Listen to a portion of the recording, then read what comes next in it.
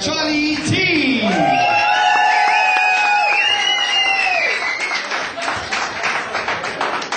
Hey, good evening everyone. Wow, eventually I've waited such a long time for tonight. Whoa.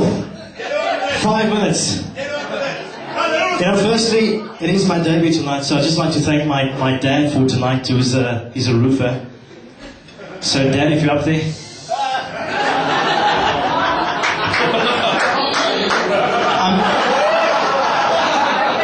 I'm pretty much of a one-liner guy, not so much into storytelling. It's amazing how it all started.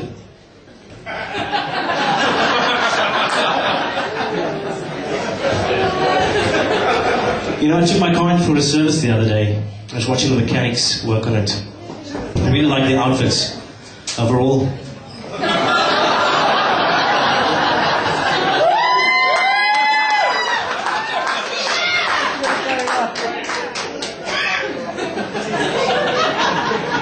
You know, ladies, I am in a relationship, so sorry.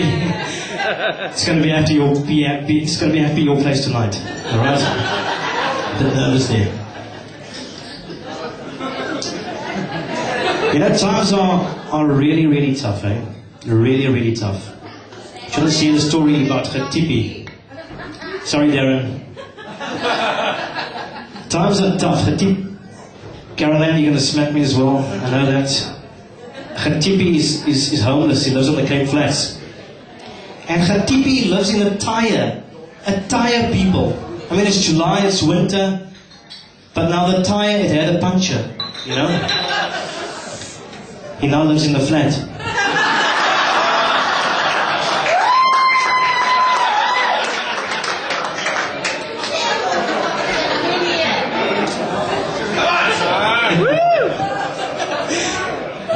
Yeah. You know, it's so sad what has happened. Well, before I share that, I should share something else. You know what?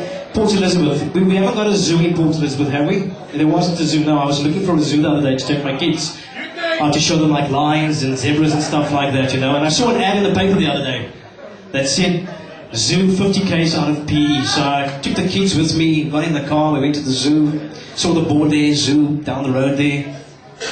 And we got to the zoo, and there was absolutely nothing but this one cage with a slice of toast lying there inside.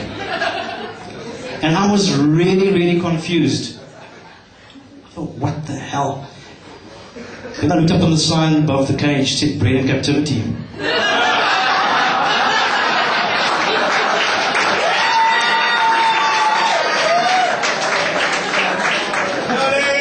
You know, it's really sad what happened in the last couple of weeks. You all remember Kurt Darren, right? He was in that horrible, horrible car accident after the rugby match. But he's up and running again. You know, he was in hospital for 2 weeks. And I believe the first place he went to when he went out of hospital was the Spur. He heard of the rib special.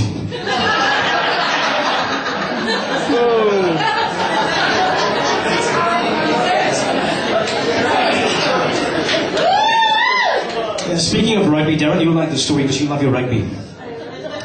You know, what was it, the 2011 Rugby World Cup in New Zealand, right? There was just 3 blokes.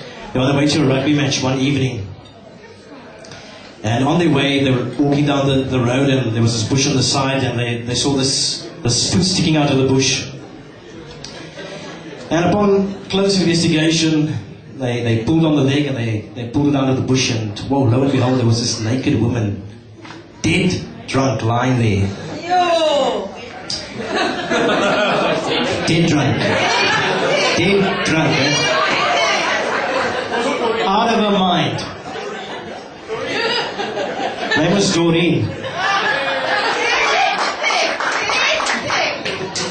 So, the South African, by the way, it was a South African supporter, an Aussie and an All Black supporter. They were the 3 guys walking, alright? So the Springbok supporter, he saw this, the lady was all naked there, and he took off his Springbok supporter's cap. And so that's all he took off, Doreen. And he placed it on the lady's left breast, you know, out of respect to cover up. So the All Black followed suit. You know, he took off his All Black supporter's cap as well, and he put it on her right breast, covered her up. And the Aussie looked around and he took his cork hat and he put it over her crotch area.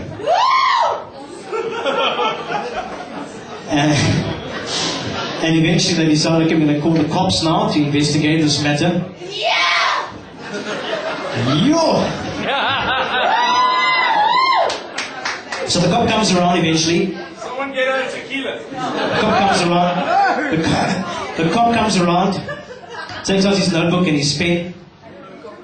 He stands next to the woman. He takes off the Springbok supporter's cap off the left breast. Oh, yeah, puppy. And he writes a few notes. Yeah! And he puts the cap back on the breast again.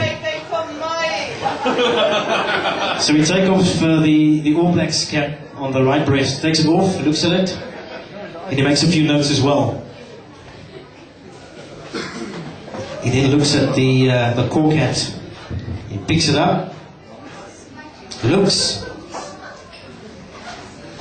puts the hat down again. He stands for a while. He picks it up again, he looks, puts it down, picks it up one more time. And by now, of course, the Aussie is the hell of me. He's the moody now. He says, listen, you cop, are you a pervert or something? What the hell is going on with you? What the hell is going on? Cop says, listen, I'm just a little bit confused, man. I'm just a little bit confused. I just don't understand this. Because the last time I lifted an Aussie hat, there was an arsehole under it.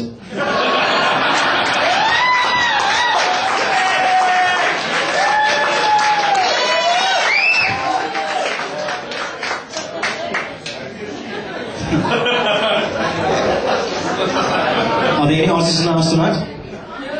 No one, okay. So, Koos vir Getiep. Best mates. Sorry. You love Getiep. So Koos was jogging down the road the one day, okay? He was jogging down the road and he's just about to pass Getiep's house, and through the cracks of the fence he saw some movement through the cracks of the fence. And Koos goes up to the fence and he checks his mate Getiep next to this yellow old tractor, you know, like dancing and doing a striptease, and you know, his backside is tightly squeezed, he's moving up against this tractor, doing seductive stuff to it. And Koos is standing there looking at this and wondering, what the hell is this guy doing? He's taking his shirt off, throwing it up in the air, and eventually Koos couldn't take it anymore and he burst in. He says, Getiep, what the hell are you doing? And Getiep says, jeez, Koos, you gave me such a bloody fright, man. No, man, you see what let me explain what's happening. You see, things are not so lacquer back home with Mariah and myself, you know, especially in the bedroom department. So we went to the psychologist, and the psychologist said I must do something sexy to attract her.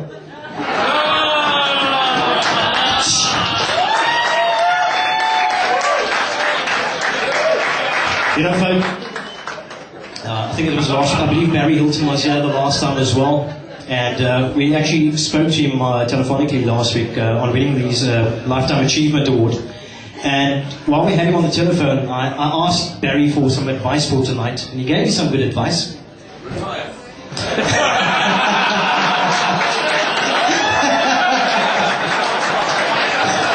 No, seriously, he gave me some good advice. Because, you know, I went to my dad initially. I said, you know, Dad, Dad, but it wasn't the right thing to do because my dad was just too biased.